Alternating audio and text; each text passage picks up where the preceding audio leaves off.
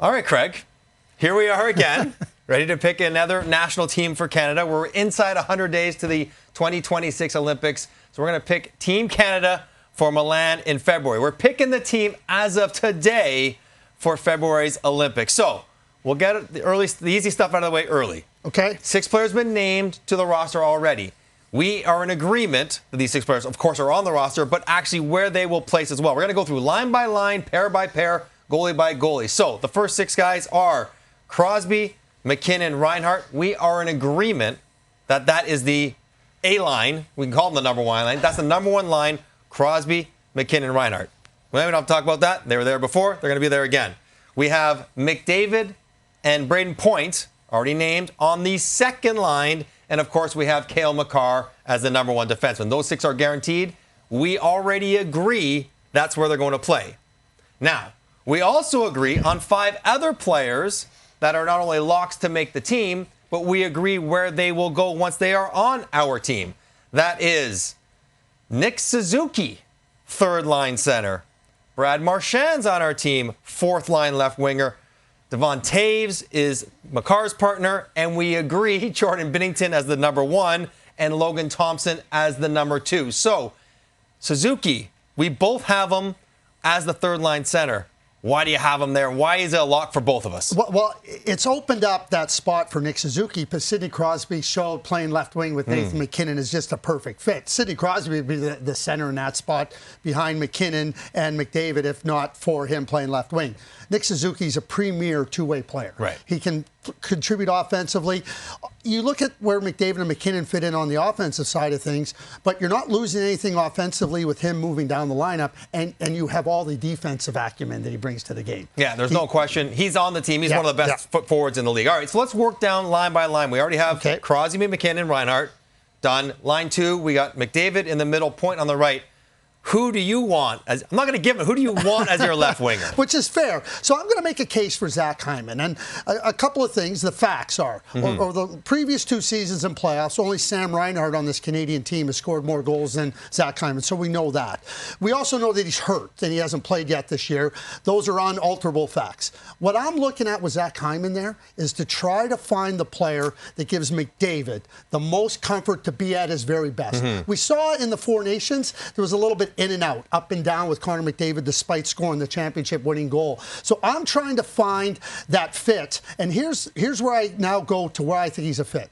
Zach Hyman's great in front of the net. He's great at hunting down pucks, which opens up a lot of space for Connor McDavid. It brings a defenseman into the net area, occupy a goaltender. And McDavid's so good at reading off of there that now it gives him a little bit more space, a little bit more opportunity. And I think finding that comfort level, it's not so much a case of trying to find somebody else with more skill than Zach. It's kind of that the whole is greater than the sum of the parts with Zach playing with. And that's why I have Zach in that spot specifically. Right, because if he's not going to play there, then he might not be an option otherwise. So, and this is as much about McDavid as it is about Hyman. Absolutely. And that's to take nothing away from Zach Hyman, who's a very, very good player. I had Mark Scheifele in this spot. Same kind of reason, thinking he's a shooter. He's rounded out his game, become much more responsible defensively. He has no problem playing in big moments with big-time players. He's an elite-level goal scorer who can score in a lot of different areas. A lot of stuff that Zach Hyman does. The question is, would he work with McDavid? We don't know that. Right. We're hoping and we're assuming because they're both great players. But Hyman can be a little bit like Chris Kunitz when he would make national teams with Sidney Crosby, making sure you have a guy that will work with your best player, one of your most important players in Connor McDavid. So I will concede. You won't hear that often. I will concede Zach Hyman on the left side on the second line. So Hyman's now with McDavid and Braden Point. That's locked in. We're in agreement. Okay, we'll work down. And also, we're going to have time to evaluate how other players could fit there, because we're going to do this exercise again closer to the Olympics. But that's the case for Hyman in that specific spot. I'm not so sure I have him on the team if he's not in that specific spot, to be clear. Although he can play further down and not necessarily hurt you if you had to. Okay, so now we're going to the third line. We've already said Nick Suzuki, how much we like him. He's going to be a very important player in this tournament. Very important player. Take on matchups, play in every situation. And I imagine as the tournament goes forward, people will find out just how good he is, and his importance and his role will grow as the tournament goes along. So, who do you have on his wings in your On my roster, I had Brandon Hagel playing on the left side with Nick Suzuki and Tommy Wilson on the right side. Wow. Now, listen, Tommy's a big, strong, powerful player that's got enough skill. We know what Brandon Hagel's done. I mean, he had a fantastic year last year. So that's where I have it now. But Nick Suzuki, here's the thing about Nick Suzuki, and you know this as well as anybody. Whoever he plays with, he makes better. Sure. So how do you get the best out of whoever he's playing with that's at a higher level? That's where I would look at how we can swing it around. I went in a different way for my third line because I want a line that can check for sure, like yours, Hagel and Wilson and Suzuki. That'd be a tough line to play against. But I want a line that can score, that can counterattack. One of the real advantages of Canada over other teams is their depth. They have more good players than every other country except for maybe the Americans, are about the same. So you want their third and fourth lines not just to be able to check and stop teams. I want them to score because the third pairs and the deeper lines, I want my third line, Nick Suzuki and friends, to take advantage of them. So my third line, I have Macklin Celebrini on the left and Mitch Marner on the right. We both have Mitch Marner on the team no matter what. Yeah. But I have him playing with Suzuki, and I think the way Marner plays defense, that can certainly be a defensive line, go up against anyone else. And then what Macklin Celebrini has done so far to start the year, the goal scoring, the puck battles, he can play on the wing. I saw him do it at the World Championship. I saw him do it with great players last year. He will be comfortable there. I like the offensive punch of my third line more so than the defensive slant of yours. Yeah, and I was looking for maybe a little bit more size and power, and maybe, as we go through this exercise. Now, you put Tom Wilson on there. That's an interesting decision because I think a lot of people would be concerned, will Tom Wilson, in an effort to be physical, maybe take a penalty? That's not a concern for you in a big tournament like this, where the rules will be, there are going to be some international officials there. It's going to be a little bit different than NHL games. Well, are the U.S. concerned about Matthew or Brady Tkachuk? Well, they don't hit people the same way. They stir it up, but they don't hit people the same way Tom Wilson does. I think that I've seen a real evolution and development in Tommy's game where he can play disciplined, and I think that he can. Now, I also believe that Tommy Wilson, when you're going up to play against him in the next game, you're not resting comfortably thinking about playing against him. So that element there. But what you're talking about here is what I call top nine, bottom line. And I have no problem putting Mitch Marner on the third line. None whatsoever. Because Mitch Marner is a brilliant two-way player in this thing. It's interesting when we talk about Celebrini on the left wing because he's such a great center.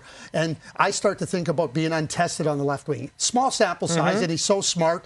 But Macklin Celebrini's on my team, and he's on your team. Well, he's kind of have to be. And part of him not being on the fourth line, too, is I want him to play more. Yeah. I want this line and these important players to have more minutes because the fourth line, it's not going to get that many, 7-8 minutes in a game. So are we going to say we can go with my line? Yes. Okay, Macklin Celebrini, Nick Suzuki, Mitch Marner. That is our confirmed consensus third line. And I can't say I want Macklin Celebrini on the team and then kind of try to hide him. Right, and then try to funnel him around. All right, so fourth line wide open. We have Brad Marchand as our fourth line left winger. To his credit, this is not just because he's got experience. He's having a great start to his year, really driving the offense in Florida with all their injuries. Deserves to be there on merit alone, beyond experience. It's wide open now, though. Who do you like? Fourth line center feels like it could be an important position. Who do you like there? Well, because we took Scheifele off of that line with McDavid, right? So I want to keep the flexibility of Scheifele maybe being able to go and play with McDavid, to your point earlier, right? So, and in Adam Lowry's absence this year, Mark Scheifele, I think, learned a lot about himself, that he can be a really good defensive player. Now you get a little bit more punch down the lineup in terms of offense, but he can play and win faceoffs. And then after that, I would put Tommy Wilson over on the right wing there. All right, so I am still, as much as I will give you Mark Scheifele's improvement and his growth and his attention to detail, he's still not a defensive player. No, he isn't. He's still wired for offense. And I guess I'm thinking, if I'm going to have him on the team, because he's such a good player, he belongs on the team, he might be an extra to shuffle in, depending on if other things are not working or an injury or something like that. I had Bo Horvat as my fourth line center. Awesome in the faceoff circle. Can kill penalties, sneaky, strong, and heavy, but also versatile if you need be. And then I had Seth Jarvis, guy who played another great start to his season, very good defensive winger, plays penalty kill with Sebastian Aho in Carolina. So I don't feel comfortable with Mark Scheifele as my fourth line center. I am comfortable with Tom Wilson. if you want to put him on the team in that role. Okay, so what I worry, and I like Seth Jarvis, really good player. So now you got to go down, you got Reinhart, you got Point, you got Marner. Do you become redundant in that type of player playing now on your fourth line? Not that I like top-end redundancy, don't get me wrong there, but, does Tommy Wilson give you a little bit different? And you put Bo Horvat in the middle. Now, and Bo Horvat's fast, he's competitive, he can impact the game in a lot of different ways. I have no problem putting Bo Horvat as the fourth-line center, and if we put Tommy Wilson in the right side. I like that. Okay, so Marchand, Horvat, Tom Wilson. That's edgy. That is a not fun line to play against. Tone setter, personality kind of line. Okay, so I like that a lot. Now, unfortunately, there's going to be two more forwards that need to be on this team, and someone's going to be disappointed. So I think we both like Mark Scheifele as an option. Mark him in. So we're going to put Scheifele in there. So we have one spot. We don't have Anthony Cirelli. We don't have Hagel. We don't have Sam Bennett. We don't have Connor Bedard. So what are we doing with the one last forward spot? Well, when you start to think about Connor Bedard, who's had a fantastic start to the season and really shining brilliantly in his game, again, he really fits into one spot, like an offensive player right now, and untested at this level of competition, showing that he's definitely in the conversation. I'll give him a little more time. Maybe he shows even more, right? I think Hagel becomes a really interesting guy because John Cooper's the coach. Concerned about his slow start offensively? He's picked it up as of late. Was that Hagel? He got off to a tough start offensively this year. I'm not concerned about it because I know that John Cooper coaching knows how to use him. And there's some flex in Hagel. Are we leaving the playoff MVP Sam Bennett off the team? He's also had a very tough start to the season. And Anthony Cirelli, right? At some point in time, we got to put a stake in the ground here. But I will say this: if Bennett and Cirelli were going to be down the middle, Suzuki is so good that one of those guys is going to get knocked out. That is just the reality. Even if they play well, I agree. Nick Suzuki's not going anywhere. Yeah. So one of those guys is probably not going to make this team. So you are thinking Hagel, another winger, as opposed to another centerman. Yeah. Now, I wonder if John Cooper's influence will be felt heavily here, but I like Cirelli because he's a centerman and he's a checker, but I can go either way because we have Scheifele who can also play center as an extra. And we also have Celebrini who can play center. So I'm thinking Hagel might just be a fit. And, just that the way he approaches the game. And he's a 5-on-5 producer. Yes. Doesn't need special team time. So we'll go Hagel and Scheifele are your two extra forwards. So there's our lines. Crosby, McKinnon, Reinhart. We have Hyman, McDavid, Point. Celebrini, Suzuki, Marner. Marchand, Horvat, Tom Wilson. I'm liking them. I like that the more I hear it already. And we have Brandon Hagel and Mark Scheifele as our extras. Those are the 14 forwards. It's a pretty good group and a different group than what we saw in the Four Nations. So there are some changes there. But the forwards are going to be the strength of this team. We knew that. The defense is where the conversation becomes more interesting. Now, we have Cale Makar on the team. Let's hope he's healthy. Remember, he was not healthy during the Four Nations. He's going to play 30 minutes upwards of in the big games. He's going to get paired up on the first pair with Devon Taves. We have those two, 1-2. It makes so much sense. Where else would you go? Wide open for 6 other spots. Let's go second pair. What are you thinking? Well, I'm thinking the same thing as you. Josh Morrissey. I mean, when we talk about the top 3 defensemen, I don't think there's any question that Josh Morrissey fits right into that spot in a real significant way. I mean, he's so good.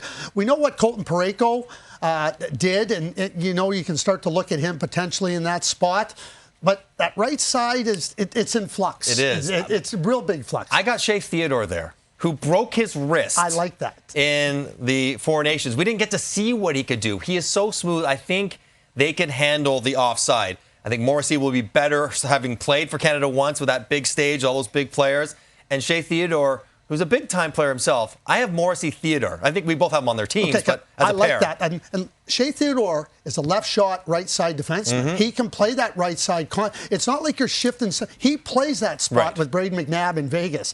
Brilliant skater, and he got hurt. Morrissey was sick in the final. We saw Makar that missed some games, right? You get those 3 guys at a healthy point. I like the top 4. I like Shea Theodore on that right side. All right, we're in agreement there. Then Morrissey, Theodore, second pair. Third pair, again, can go anywhere. I had Sanheim, Parayko. Now, interesting combination. They were good in the Four Nations. Sanheim is having a fantastic year in Philadelphia.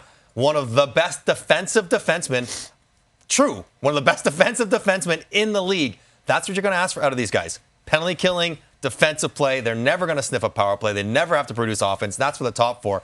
Sanheim, Parayko, who Parayko also played better than I thought he was going to. St. Louis has been miserable this year, I get. That's my third pair. Okay, well, there's no sense in me even debating it, trying to bring on other options. I like it. I mean, they're big, they're long, and you want players like Travis Sanheim, like Colton Parayko, that take away space and the length that they play with. No fun to play against. Travis Sanheim could be for this team what Jacob Slavin is for Team USA, that strong defensive presence. He's really grown into that in the last couple of years. So, okay, we have Sanheim and Parayko as our third pair. So, fourth pair, I had Thomas Harley.